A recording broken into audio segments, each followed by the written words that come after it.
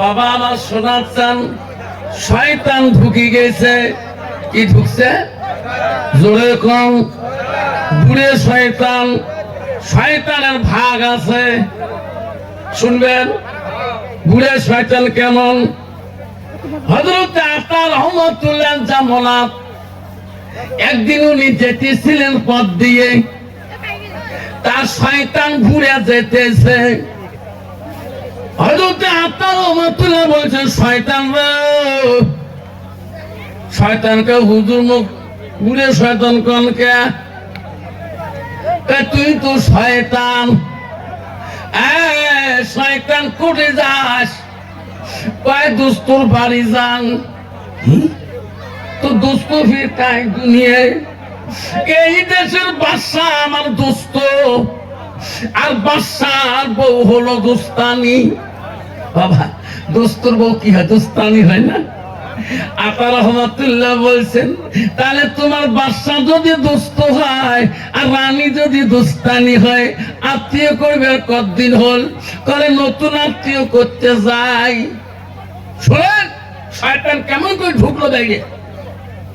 শয়তান কয়, হুজুর একটু দাঁড়ান তোমরা, আমি খালি যা দোস্তর সাথে দেখা করে চলে আসবো। তা করে শয়তান তো বলি গেল একটু দাঁড়াবার জন্য। ইয়ে দুস্তু বলে বাদশা হয়, এত বড় বাদশা নামদার। হযরত আতা রহমাতুল্লাহ ওখানে দাঁড়িয়ে রইলেন। শোনেন মন দিয়ে, দাঁড়ান পরে শয়তান তো বাদশার বাড়িতে গেলেন। বাদশা তো বাড়িতে নাই, রানীমা এবং দাসিনিয়া রান্না বাড়া করতেছে। কি করতেছে? রান্না বাড়া। তোর এখন কি করতেছে? রান্না বাড়া। বাদশা বিচার মহলে চলে গেছে। এখন শয়তান করে কি করা যাবে? দোস্তানির সাথে দোস্তর একটা ফাইট বানিয়ে দিতে হবে।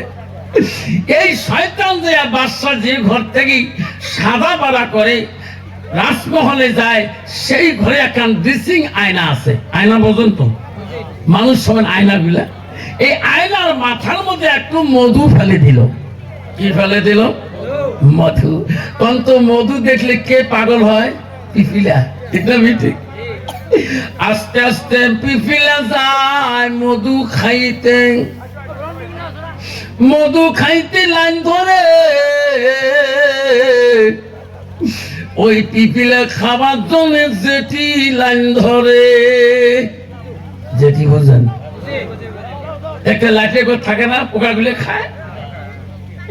জেঠি যায়, জেঠি লাইন ধরে আছে। শয়তান দরজার কাছে লুকিয়ে আছে। জেঠি লাগিয়ে দিলেন, পিপিলা লাগিয়ে দিলেন। খানিক পরে একটা বিলাই বাদশার ঘরে ঢুকলেন।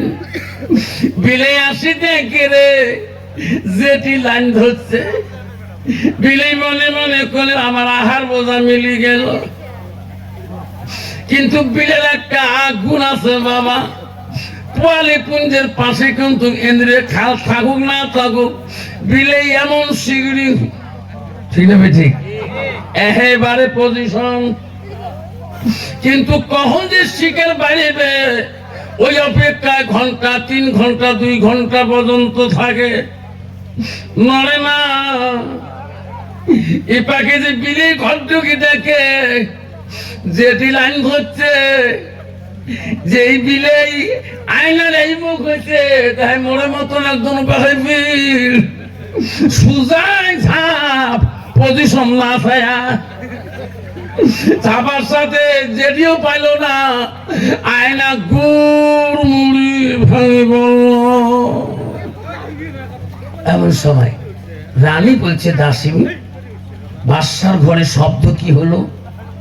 তাড়াতাড়ি যাও, বাদশা রাজবস দরবার থেকে আসার সময় হয়ে গেছে। ওটা ওনার সাজানো ঘর। রানী আসলেন, আসি দেখে বাদশার যে আয়নাটা দেখি ডেইলি সাজানো পড়ানো করে, সে আয়না, সেই ড্রেসিং আয়নাটা একদম গুঁড়ো হয়ে গেছে। দাসী বলে, আল্লাহ, এখন বাদশা আমাকে কতল করে দিবে, কি বুদ্ধি কি করি?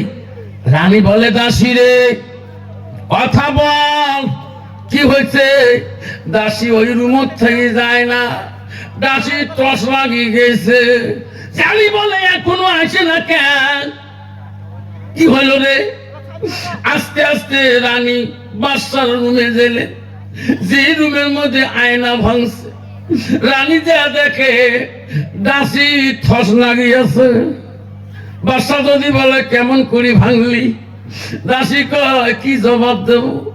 রানী যা দেখে মনে করছে দাসী বোঝা ভাঙি ফেলাইছে। দাসী কেন কথা কয় না? বাদশার শীতের তরোয়াল খুঁজে রে। দাসী ওই রকম কথা না বলার জন্য রানী মনে মনে ভাবলো রে, বাদশা আসলে যদি আমাকে বলে আমার আয়নাটা কি হলো, কে ভাঙলো, আমি জবাব দিতে পারবো না। দাসী তো নষ্ট করে ফেললো এত মূল্যবান আয়নাটা। দাসী না ভাঙলে দাসী কথা বলে না কে? ওই রানী রাগ উঠে গেল। আয়নার কয় পয়সার দাম, তরোয়ালটা টানি বাই করি, তরোয়ালটা হাতে নিয়ে মার এক কান্নার চোট। দাসী শেষ। রানী কইরে কি করলাম? বাদশা যদি আসি বলে রানীকে জবাই করছো কেন, দাসীকে একটা তথ্য বাইর করতে হবে। কি করি কি করি কি করি করতে করতে রানী রাস্তা পায় না।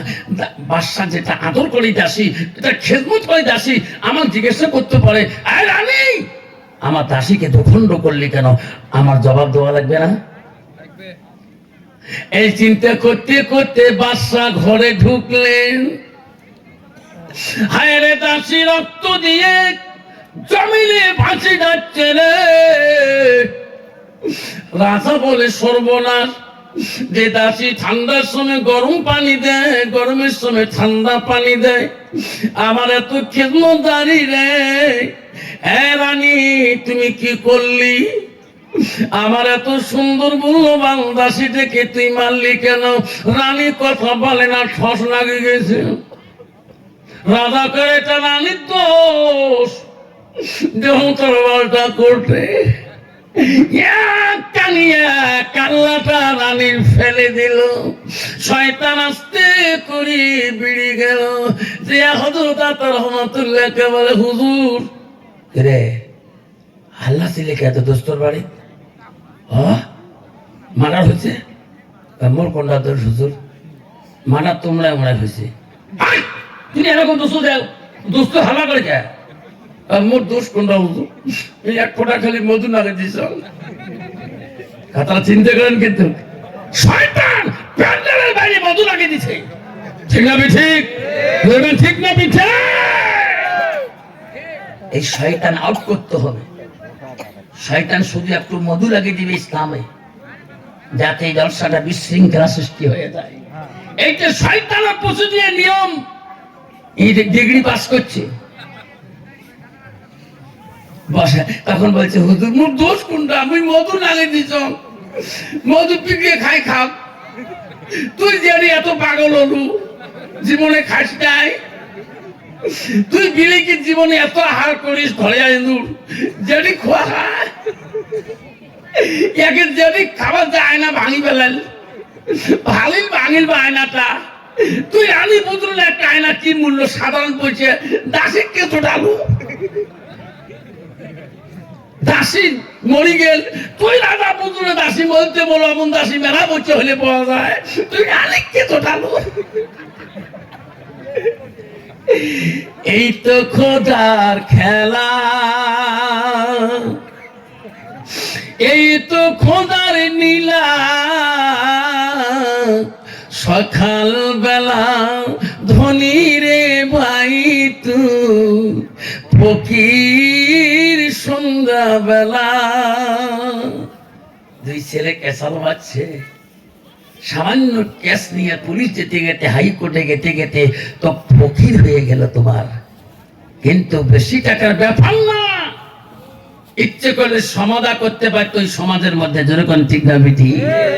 আস্তে আস্তে যেতে যেতে হাইকোর্টে হাকিম উকিলের পয়সা হলো।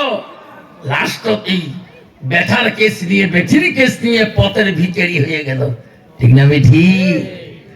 সকালবেলা ধনী রে ভাই তুই, সন্ধ্যা ফকির আলা। বাসে কাটিবে, খাবে বানাইবে, সেই খাটতে তুলিবে চারিজনা, থুইয়া আসিবে তোমারে প্রাণ আর তো চাইবে না।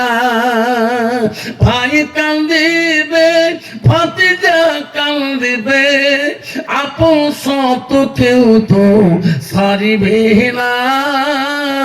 ঘরের বিবি কাঁদিয়া মিটাইবে বাসনা, ওই তো খোদার খেলা।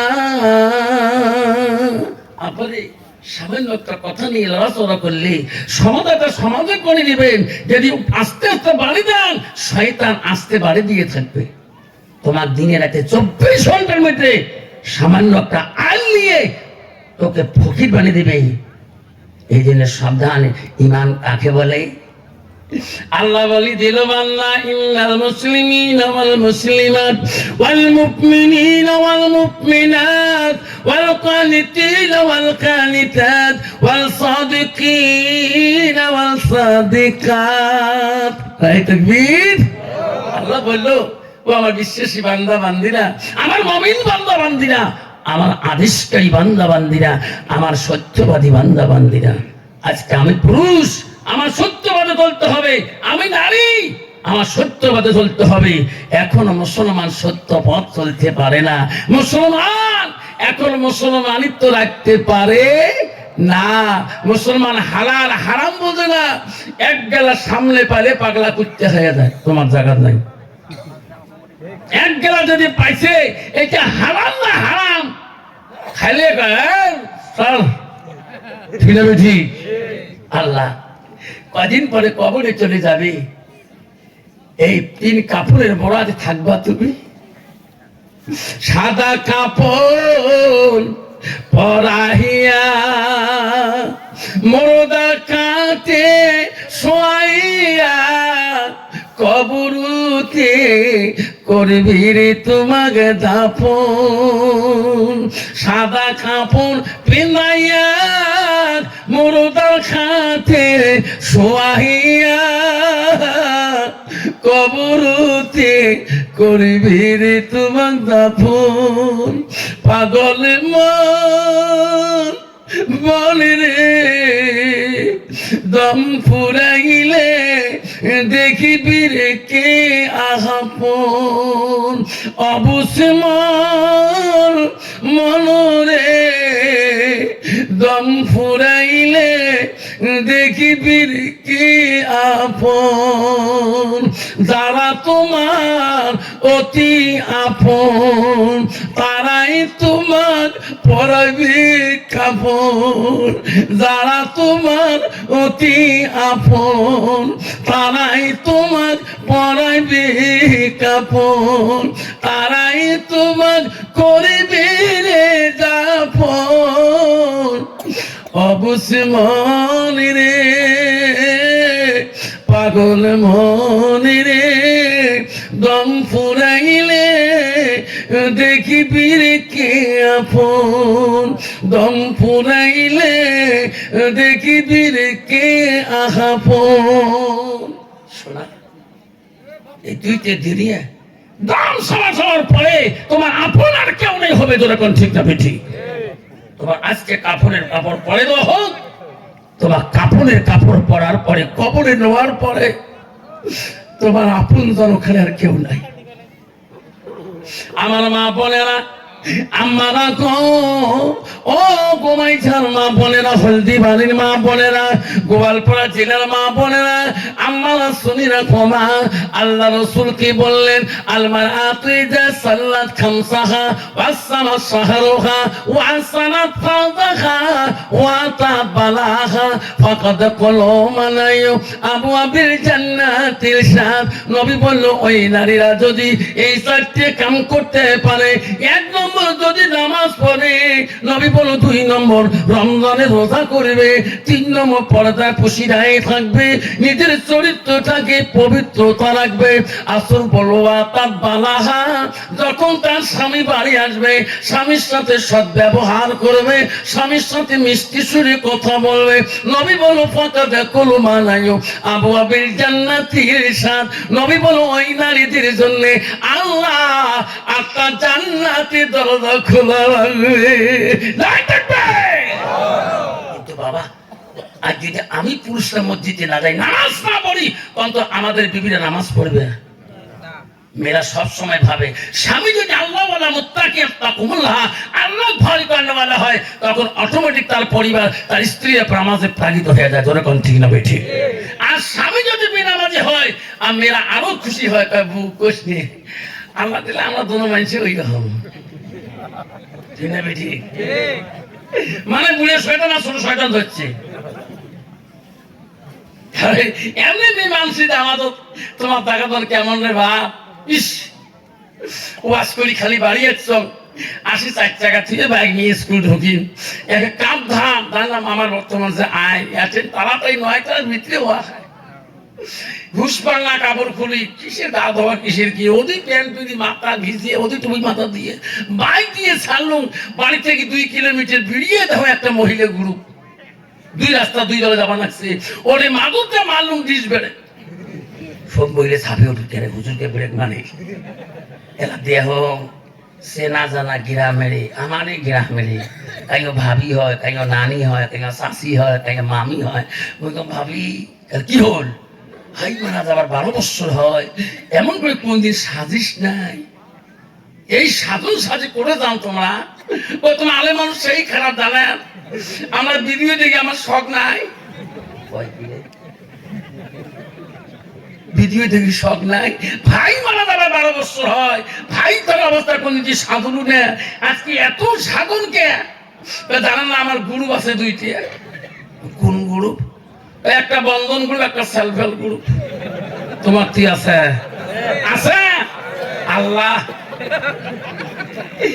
স্যার তোমার গার্জিয়ান নাই, হাজবেন্ড না স্যারও কইছো, স্যার স্বামী আহিব লাগিব সাকা না লাগে তো আহিলে হয়ে যাব, শয়তানকে দোস্তানি স্বামী যখন না লাগে ভাল করে সাজে, একে মাইনে লিপস্টি ফিবিস্টি আরো কত তেষ্টি, ওট পালি ঠোঁট পালি আরো কত পালিশ, একে হাতে তো আমেরিকার হাত দিকে আছে তো অস্ট্রেলিয়ার কাজ।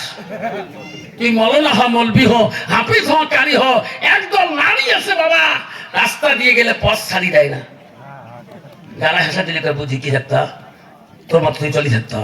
এই মল্লাগুলোর জন্য আমরা শান্তি মতো বেড়া পাইনি।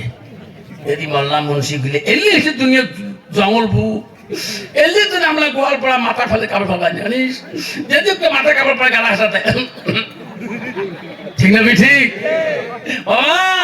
যে নারীতে আল্লাহ ওয়ালা মুত্তাকির পরহেজগার ওয়া হাসানাত, মা বোনেরা মনে রাখবেন, জান্নাত যদি চাইতে সালমান ও মা গো, তোমার মতো নারী চলে ইসলাম জিহাদি, তোমার মতো নারীর দ্বারাই ইসলাম পয়দা হয়েছে মা, ইসলামে জিন্দা হয়েছে মা, তোমার দ্বারা নারীর দ্বারাই মা ইসলামে কলেমা পতিকা উচ্চল মা।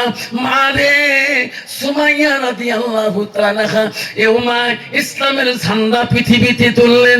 মা আবু জেহেল বেঈমান জানি পাইল সুমাইয়া নামে একটা মেয়ে কোথায় গো, ওনার দ্বারাই হাজার হাজার মেয়েরা আল্লাহ ওয়ালা হইতেছে, সুমাইয়া নামের মেয়ের দ্বারাই কত মুসলমান মেয়ে আল্লাহ ওয়ালা মুত্তাকিন হইতেছে। যেরকম সুবহানাল্লাহ। আবু জেহেল নলেজে চলে গেল, আবু জেহেল বলে মেয়েটার বাড়ি কোথায় সুমাইয়া, তদন্ত করো, এনাকে বন্ধ করতে হবে মুহাম্মদ সাল্লামের ধর্ম। আবু জেহেল খবর পেয়ে গেল অমুক জায়গা তার বাড়ি। আবু জেহেল সেনাবাহিনী সেনা নিয়ে সুমাইয়ার বাড়ি দিকে আক্রমণ করলো, বহুত হাজার হাজার সেনাবাহিনী নিয়ে। সুমাইয়ার সামনে, বাড়ির সামনে আবু জেহেল দেখতেছে, সুমাইয়া চিনুনি, আমি বাদশা, আমি মক্কা অধিপতি, আমি আবু জেহেল আছি রে সুমাইয়া, সুমাইয়া দরজা খুলি দে, দরজা খুলে দেয় সুমাইয়া। ওই সময় কেমন করে দরজা খোলে? সুমাইয়া ছিল নামাজের মসলাত। যেরকম সুবহানাল্লাহ। বলতো বাবা, কোন মানুষ যদি স্ত্রীকে ডাক মারে, ও মরমের মা দরজা খুলে দাও, উনি যদি নামাজের হালত থাকে কত অসম্ভব হয়ে যাবে। যেরকম ঠিক না ঠিক? আরে মা বোনা শুনে এটাও তো আল্লাহ রাসূল বলে গেছে, যদি তোমার ফরজ সুন্নত নামাজ বাদে এটি নফল নামাজে নিয়ে বাঁধছো, এটি এক রাকাত হয়ে গেছে, স্বামী ডাকার সাথে সাথে নামাজ ছেড়ে দিতে হবে, কারণ নফল থেকে তোমার স্বামীর কথা দেওয়া বেশি সওয়াব। যেরকম সুবহানাল্লাহ।